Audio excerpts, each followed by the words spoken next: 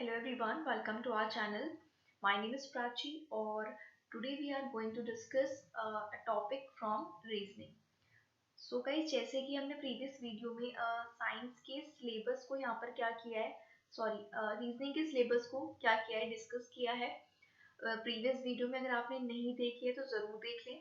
और हमने super TET को फोकस करते हुए सुपर टेट का जो सिलेबस है रीजनिंग का, उसको हमने डिस्कस किया है कम्प्लीटली प्रीवियस वीडियो में। और उसी का आज हम पहला टॉपिक डिस्कस करने जा रहे हैं और टॉपिक हमारा क्या होगा, एनालॉजी। सो एनालॉजी से में किस टाइप के क्वेश्चंस पूछे जाते हैं उसको हम कम्प्लीटली यहाँ पर क्या करेंगे, डिस्कस करेंगे। और सबसे पहले ज़रूरी है कि आप इसके सिलेबस को जान लें। अगर आपने सिलेबस इसका नहीं देखा है तो हमारी जो प्रीवियस वीडियो है वो हमने सिलेबस को उसमें डिस्कस किया है, तो आप सिलेबस को जाकर वहाँ पर ज़रूर एक बार देख लें और फिर आप जो आज का वीडियो है उसको ज़रूर देखें। यहाँ पर आज हम हमारी फर्स्ट वीडियो होगी रीजनिंग की और ये सुपर टेट को फोकस करते हुए है, जिसमें हमारा पहला टॉपिक है एनालॉजी। इसके अलावा अगर आप सुपर टेट के अलावा केवीएस या DSSB किसी भी टीचिंग एग्जाम की तैयारी कर रहे हैं जहाँ पर क्या पूछा जाता है रीजनिंग, तो ये वीडियो आपके लिए है और बहुत ही बेनिफिशियल होने वाला है। तो चलिए हम आज का वीडियो स्टार्ट करते हैं। सबसे पहले अगर हम बात कर रहे हैं यहाँ पर हमारा जो टॉपिक है दैट इज एनालॉजी, तो हम किसकी बात करेंगे, एनालॉजी की। तो यहाँ पर हमारे पास अगर हम डेफिनेशन देखें कि एनालॉजी की डेफिनेशन क्या होगी, a comparison between two things that shows a way in which they are similar. हम एक ऐसे कंपैरिजन को इसमें देखते हैं जो उनमें सिमिलैरिटी को बताता है कि अगर इन दो चीज़ों में जो सिमिलैरिटी आपको इन दो चीज़ों में दिख रही है वही सिमिलैरिटी अगली दो चीज़ों में होनी चाहिए। दो वस्तुओं के बीच अधिक समानता या समरूपता दिखाती हुई क्या, तुलना, यानी कि कंपेयर करते हैं। जो यहाँ पर सिमिलैरिटी है उसको आप किससे कंपेयर करोगे, यहाँ वाली सिमिलैरिटी से। बाकी जो क्वेश्चंस है उनसे आपको क्लियर ये हो जाएगा कि ये क्या क्या कहना चाह रहे हैं। ठीक है, तो चलिए क्वेश्चन की तरफ मूव करते हैं। फर्स्ट क्वेश्चन कहता है जीवन मृत्यु, ये एक साथ दिया हुआ है, यानी जीवन मृत्यु का एक रिलेशन है। वही रिलेशन आपको यहाँ पर फाइंड करना है, तो यही तो डेफिनेशन में बोला है। डेफिनेशन में क्या बोला है कि आपको यहाँ पर जो सिमिलैरिटी है उसका कंपैरिजन करना है जो यहाँ पर सिमिलैरिटी है। ठीक है, यहाँ पर जो सिमिलैरिटी होगी उसका कंपैरिजन करना है यहाँ वाली सिमिलैरिटी से। तो जीवन और मृत्यु का जो संबंध है वो रोने का किसके साथ है, तो जीवन है तो मृत्यु है और रोना है तो क्या है, रोना है तो हंसना है। ठीक है, ये देखने में आपको सिंपल लग रहा होगा क्वेश्चन, लेकिन यहाँ पर कभी कभी बहुत क्लोज ऑप्शन आपको दिए होते हैं। तो आपको ये जो जीवन मृत्यु का रिलेशन है इसको अच्छे से समझना है कि किस तरह से दिया हुआ है, तभी आप इसको इस रिलेशन को बता पाएंगे, सही आंसर मार्क कर पाएंगे कि जीवन है तो मृत्यु है और रोना है तो हंसना भी है। यहाँ पर जो आपका ऑप्शन नंबर बी है वो क्या हो जाएगा, करेक्ट हो जाएगा। चलिए अब नेक्स्ट क्वेश्चन पर मूव करते हैं। नेक्स्ट क्वेश्चन कहता है भाप गर्म तो बर्फ क्या होगी। अगर भाप गर्म है, इस तरह से आप समझिए, आपको जो पहला दिया होगा उसको आप इस तरह से समझेंगे कि भाप गर्म होती है तो बर्फ क्या होती है। भाप अगर गर्म होती है तो बर्फ क्या होती है, ठंडी होती है। Option A is the correct answer. यहाँ पर मैं आपको फिर से बता दूं, आपको ऑप्शन कंफ्यूज कर सकता है, ठंडे से रिलेटेड और भी वर्ड यहाँ पर दिए हो सकते हैं। तो आपको पहले अच्छे से पहला जो आपको रिलेशन है दिया हुआ है उसमें सिमिलैरिटी देखनी है कि भाप का गर्म से क्या है, भाप होती है गर्म और बर्फ होती है ठंडी। इस तरह से आपने क्या करना है, अपना आंसर मार्क करना है। आई होप ये क्वेश्चन भी आपको क्लियर होगा। तो चलिए नेक्स्ट पर मूव करते हैं। नेक्स्ट कहता है धागा कपड़ा। ठीक है, धागा और कपड़ा एक चीज हो गई। अब तार का वही रिलेशन बता रहा है जो धागा और कपड़े का है। धागे का जो रिलेशन कपड़े से है, तार का रिलेशन किससे होगा ये आपको यहाँ पर बताना है। अब आप जानते हैं कि धागे से बनता है कपड़ा, तो तार से क्या बनेगा, गॉट इट। इस तरह से आपको अपनी रीजनिंग क्या है यहाँ पर यूज करनी है। धागे से बनता है कपड़ा, तार से क्या बनता है, इन ऑप्शंस में देखिए, क्या रस्सी बनती है, नहीं। छन्नी बनती है, नहीं। ठीक है, टेलीग्राफ बनता है, नहीं। तार से क्या बनता है, जाली बनती है। ठीक है, तार से क्या बनती है, जाली। अब यहाँ पर अगर हम जाली और छन्नी की बात करें तो ये कुछ क्लोज ऑप्शंस हैं, ठीक है, ये क्या है, क्लोज ऑप्शंस है। तो छन्नी, अगर यहाँ पर जाली नहीं होता ऑप्शन में तो वैसे तार से यहाँ पर क्या बनेगी, जाली बनेगी, लेकिन अगर जाली ऑप्शन में नहीं है तो आप छन्नी भी मार्क कर सकते हो। तो यही कंफ्यूजन क्रिएट होता है एग्जाम में, ठीक है। तो आई होप ये क्वेश्चन में आपको क्लियर होगा, यहाँ पर आपका बी ऑप्शन क्या हो जाएगा, करेक्ट हो जाएगा। चलिए अब नेक्स्ट क्वेश्चन की तरफ मूव करते हैं। नेक्स्ट कहता है घड़ी समय घड़ी समय तो किलोग्राम क्या।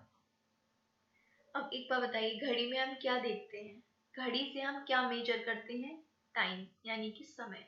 किलोग्राम से हम क्या मेजर करेंगे, बस आपको इस तरह से क्वेश्चन बनाना है कि आपको आंसर खुद ही इसका मिल जाएगा।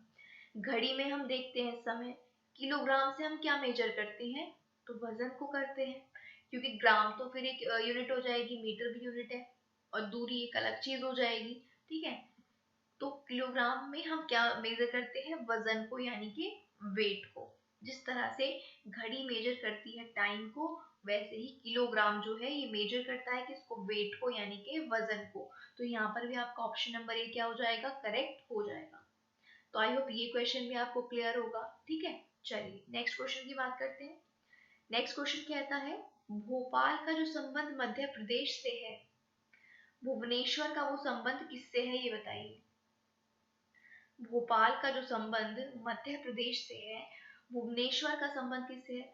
अच्छा एक बात और इसमें आ जाती है कि इसमें थोड़ा आपका ना जीएस भी काम करती है, काफी हद तक इसमें जीएस भी यूज होती है। बिकॉज अगर आप ये क्वेश्चन देखें तो ये है तो कॉमन, जीएस बहुत ज्यादा कॉमन है, बट है जीएस से रिलेटेड। तो अगर आपकी जीएस थोड़ी ठीक ठाक है तो यहाँ पर रीजनिंग में आपकी वो भी काम आने वाली है। कैसे, अब भोपाल आप जानते हैं, इसको आप दो तरह से कर सकते हैं। भोपाल जो है एक सिटी है, कहाँ पर, एमपी में। तो भुवनेश्वर कहाँ पर होगी, ऑलराइट। आप कह सकते हैं भोपाल कहाँ पर है, मध्य प्रदेश में है।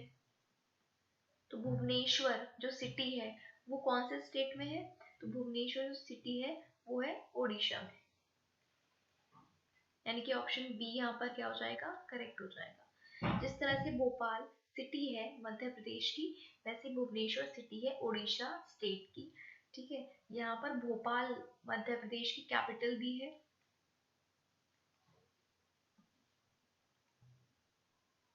ठीक है। जो भोपाल है वो मध्य प्रदेश की क्या है, कैपिटल है यानी कि राजधानी है, और भुवनेश्वर उड़ीसा की राजधानी है। तो इस तरह से भी क्वेश्चन सॉल्व हो जाएगा। चलिए नेक्स्ट पे मूव करते हैं।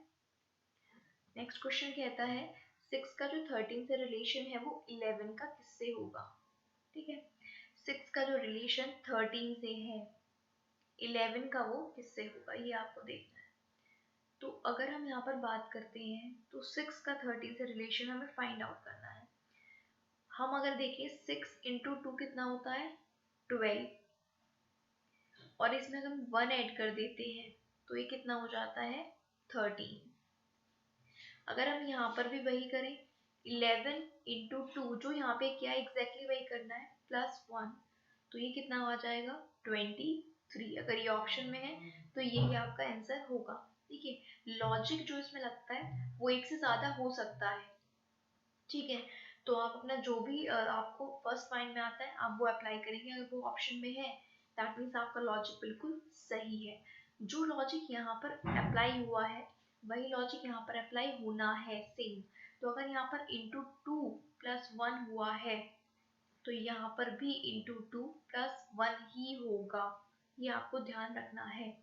6 इंटू 2 किया प्लस 1 किया 13 आया, वैसे ही आप क्या करोगे 11 इंटू 2 प्लस 1 करोगे 23 आपको मिल जाएगा। ऑप्शन थर्ड यानी कि सी यहाँ पर क्या हो जाएगा, करेक्ट आंसर हो जाएगा। आई होप ये क्वेश्चन आपको क्लियर होगा। नेक्स्ट क्वेश्चन की बात करते हैं। आपको दिया हुआ है RAGS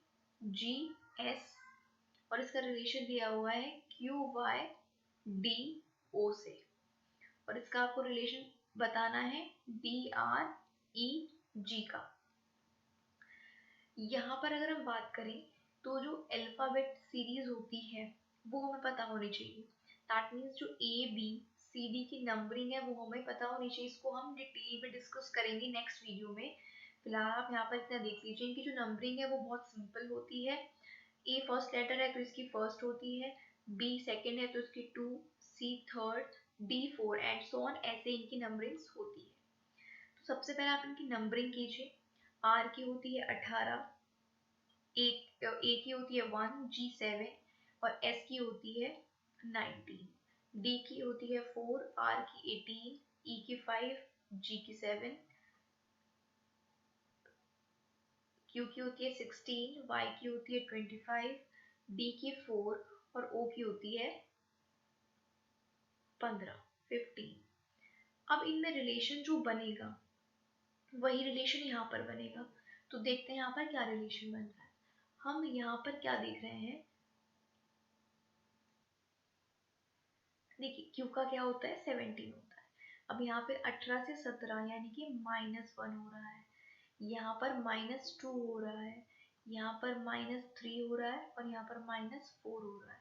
तो वैसे यहाँ पर होगा -1, -2, -3 और -4। 4 में से एक जाएगा 3 और 3 की प्लेस वैल्यू क्या होती है c। 18 में से 2 जाएगा 16, 16 की प्लेस वैल्यू कितनी होती है p। 5 में से 3 जाएगा 2, 2 की प्लेस वैल्यू होती है b और 7 में से 4 जाएगा 3, 3 की प्लेस वैल्यू होती है c, यानी कि सी पी बी सी। इसका क्या हो जाएगा आंसर, यानी कि ऑप्शन नंबर ए। ठीक है, यहाँ पर इनकी नंबरिंग से हम देखते हैं कि क्या हुआ है, 18 से 17 हुआ है यानी कि एक कम हुआ है। 1 से 25 हुआ है तो 1 से क्या हुआ है 25, तो y ऐसे तो आता है, y z फिर से a आ जाते हैं यानी कि -2। यहाँ पर 1 से 25 हुआ है यानी कि -2 हुआ है। यहाँ पर 7 से 4 हुआ है यानी -3 हुआ है। 19 से 15 यानी कि -4 हुआ है। तो एग्जैक्टली हमने इसमें अप्लाई किया और ये अगर हमें प्लेस वैल्यूज पता है तो इजीली इसको सॉल्व हमने कर दिया। चलिए नेक्स्ट क्वेश्चन पर मूव करते हैं। नेक्स्ट कहता है देश का जो संबंध राष्ट्रपति से है, राज्य का वो संबंध किससे है। हर एक देश का राष्ट्रपति क्या होता है, हेड होता है यानी कि फर्स्ट पर्सन होता है। तो राज्य का हेड यानी कि फर्स्ट पर्सन कौन होगा, ये आपको बताना है। मुख्यमंत्री, केंद्रीय मंत्री, राज्यपाल या फिर राज्य मंत्री। यहाँ पर आप दो ऑप्शन में हमेशा कंफ्यूज रहेंगे, एक तो मुख्यमंत्री और दूसरा राज्यपाल। लेकिन अगर यहाँ पर हम देखें देश का संबंध जो राष्ट्रपति से बताया है तो राज्य का वही संबंध होगा राज्यपाल से। ठीक है, ये वाला ऑप्शन आपका क्या हो जाएगा करेक्ट, क्योंकि देश का जो कामकाजी हेड होते हैं वो होते हैं प्रधानमंत्री, लेकिन ओवरऑल जो हेड माने जाते हैं वो राष्ट्रपति होते हैं। उसी तरह राज्य के जो ओवरऑल हेड होते हैं वो कौन होते हैं, राज्यपाल। ठीक है, तो यहाँ पर राज्यपाल सही ऑप्शन हो जाएगा। नेक्स्ट क्वेश्चन पर बात करते हैं। नेक्स्ट क्वेश्चन भी इसी तरह से है जैसे हमने पहला किया है। MNOP का जो रिलेशन PQRS से है, EFGH का किससे होगा। तो MNOP और इसका रिलेशन किससे दिया है, PQRS से। वही हम इनका रिलेशन यहाँ पर बताएंगे कि क्या होगा। M13, N14, O15 और P16। P16 Q आपका हो जाएगा 17, R 18 और ये हो जाएगा 19। ठीक है, 13 से 16 +3, 14 से 17 +3, 15 से 18 +3, 16 से 19 +3। तो E F G H में भी सेम हमें करना है +3, E 5 होता है, F 6, G 7 और H 8। +3 कर दीजिए 8 हो जाएगा, +3 करेंगे 9 हो जाएगा, +3 करेंगे 10 हो जाएगा और +3 करेंगे तो 11 हो जाएगा। तो 8 क्या होता है, H I J और K, यानी HIJK। फर्स्ट ऑप्शन इसका क्या हो जाएगा, करेक्ट हो जाएगा। तो ये लॉजिक आपको समझना है। अगर आप यहाँ पर लॉजिक समझ जाते हैं तो वही अप्लाई यहाँ पर होगा और आपको आसानी से अपना आंसर मिल जाएगा। आई होप ये क्वेश्चन भी क्लियर होगा। नेक्स्ट पर मूव करते हैं। 7 का जो रिलेशन है 50 से, राइट, वो 11 का किससे होगा। अब पहली चीज इसमें आती है कि 7 into 7 plus 1 is equals to 50। ठीक है, अगर हम यही लॉजिक 11 में लगा दें, 11 into 7 plus 1 तो 78 आएगा, पर ये तो ऑप्शन में नहीं है। इसका क्या मतलब है? इसका मतलब ये है कि 7 into 7 हुआ है, यानी कि सेम वैल्यू से मल्टीप्लाई हुई है। तो अगर हम सेम वैल्यू से मल्टीप्लाई करके देखें, 11 into 11 और फिर क्या कर दें, प्लस 1 कर दें, तो हमें 122 मिल रहा है। हाँ, ये तो ऑप्शन में है, तो ये वाला लॉजिक सही है और ये वाला गलत है कि इसको 7 से किया तो इसको भी 7 से करें। ये भी तो हो सकता है कि इसको सेम वैल्यू से मल्टीप्लाई किया है, तो वही हुआ है यहाँ पर, सेम वैल्यू से इसको मल्टीप्लाई किया, या कह सकते हैं इसका क्या किया, स्क्वायर किया और फिर प्लस 1 किया, तो आपको क्या मिल जाएगा, 122। ऑलराइट, तो आपका ऑप्शन नंबर ए क्या हो जाएगा, राइट आंसर हो जाएगा। आई होप ये भी लॉजिक आपको क्लियर होगा। नेक्स्ट क्वेश्चन है, ये आपको दिया हुआ है और इसका रिलेशन बताना है। 3 1 2 2 और इसके एवरेज में क्या है, 9 1 4 4 और हमें किसका बताना है, 0 2 3 3 का। अब इनमें देख लेते हैं कि क्या रिलेशन बन रहा है। हमें दिख रहा है कि ये इसका क्या है, या तो डबल कह लो या मल्टीप्लाई बाय 3 कह लो। ठीक है, इसका ये डबल है, ये सिमिलर है, इसमें कोई चेंज नहीं हुआ। ये इसका क्या है, डबल है, और ये भी इसका क्या है, डबल है। तो 0 का डबल या ट्रिपल हम करेंगे तो क्या मिलेगा, 0। सेम यही चीज अप्लाई करनी है, इसमें कोई चेंज नहीं करना, इसको ऐसे ही लिख दिया। इसको डबल किया है तो डबल कर दीजिए, इसको भी डबल किया है तो डबल कर दीजिए, तो ये हमें क्या मिल जाएगा, आंसर, यानी कि ऑप्शन नंबर डी, 0 2 6 6। मैं फिर से आपको बता दूं, जो ऊपर आपने अप्लाई किया है वही आपको यहाँ पर अप्लाई करना है। ऑलराइट, चलिए नेक्स्ट क्वेश्चन की बात करते हैं। यहाँ पर 8 का जो रिलेशन किससे है, 20 से, वही रिलेशन 14 का किससे होगा ये बताना है। तो यहाँ पर अगर हम देखें कि क्या लॉजिक लग सकता है, अगर हम देखें 8 इंटू 2 16 प्लस 4 तो ये 20 हो जाता है। अगर हम यही 14 में अप्लाई करते हैं इंटू 2 प्लस 4 तो क्या आएगा, 32। बट 32 ऑप्शन में नहीं है, इसका मतलब ये लॉजिक गलत है। ठीक है, 8 इंटू 2 प्लस 4 करके देखा, 20 तो बन रहा है, लेकिन 14 14 दूनी 28 प्लस 4 32, इस लॉजिक से आंसर नहीं आ रहा, दैट मीन्स कुछ और है। तो हमने क्या किया, 8 इंटू 2 किया प्लस 8 डिवाइड 2 किया, तो 8 दूनी 16 प्लस 2 चौक 8। ठीक है, इस लॉजिक से भी हमें 20 मिल रहा है। क्या किया, 8 को 2 से मल्टीप्लाई करके ऐड किया 8 को 2 से डिवाइड करके। अगर हम 14 में भी यही करें, 14 इंटू 2 प्लस 14 डिवाइड बाई 2, तो 14 दूनी 28 प्लस 7 आ जाएगा और ये मिल जाएगा 35। Yes, this is the correct logic because 35 is in the option. आपको ऑप्शन में एक ही लॉजिक का आंसर मिलेगा। आप कभी सोचिए कि 32 भी होगा 35 भी होगा, ऐसा नहीं होगा, किसी एक ही लॉजिक का यहाँ पर आपको आंसर मिलेगा। तो यहाँ पर क्या हो रहा है, इंटू 2 प्लस जो भी वैल्यू है, इंटू 2 प्लस जो भी वैल्यू है डिवाइड 2 करके आपको आंसर मिल रहा है। तो आई होप ये लॉजिक भी आपको क्लियर होगा। नेक्स्ट पर मूव करते हैं। नेक्स्ट क्वेश्चन है, 3 का जो 27 से रिलेशन है 5 का वो किससे होगा। तो हमें सीधा सीधा पता है कि 3 का क्या होता है, क्यूब होता है 27, तो 5 का क्यूब क्या होता है, 125। तो ऑप्शन नंबर बी यहाँ पर क्या हो जाएगा, करेक्ट हो जाएगा। हम और कोई लॉजिक देखेंगे नहीं, बिकॉज यहाँ पर हमारे पास पहले ही लॉजिक से आंसर भी मिल रहा है, तो ऑप्शन बी यहाँ पर आपका राइट आंसर हो जाएगा। नेक्स्ट क्वेश्चन की बात करते हैं।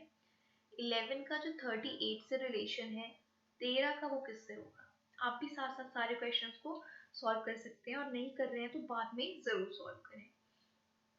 11 का रिलेशन 38 से हमें देखना है, फिर हम 13 का रिलेशन फाइंड करेंगे। यहाँ पर अगर हम देखते हैं 11 इंटू 3 33 और 33 प्लस 5 38 आ जाए। अगर हम क्लोजली देखें तो 11 तिया 33 और 33 प्लस 5 करेंगे तो हमें 38 मिलेगा।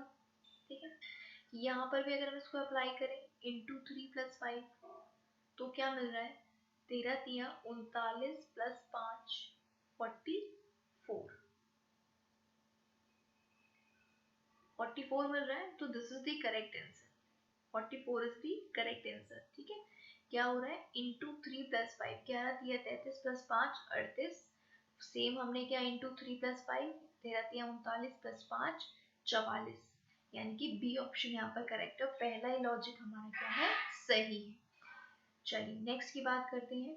नेक्स्ट कहता है संपादक का जो रिलेशन है पत्रिका से वो सेम रिलेशन इनमें से किस में होगा। ठीक है, तो पत्रिका का संपादन करते हैं संपादक।